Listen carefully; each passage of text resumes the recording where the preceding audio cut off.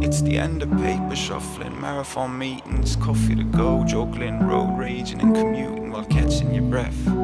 But it's the beginning of life, because I am home.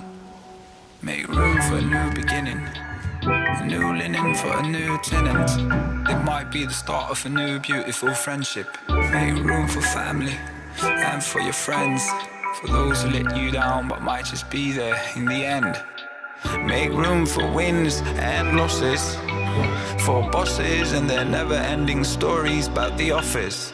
Make room for the first time and the last time, the ones in between and the past time. Make room for one more, for dance floor, and make sure you make room for whatever it is that you stand for.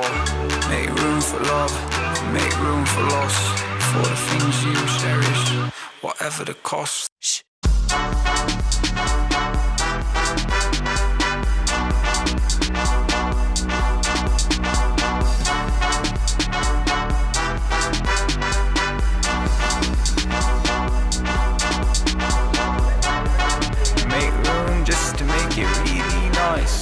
Make sure you make room for life.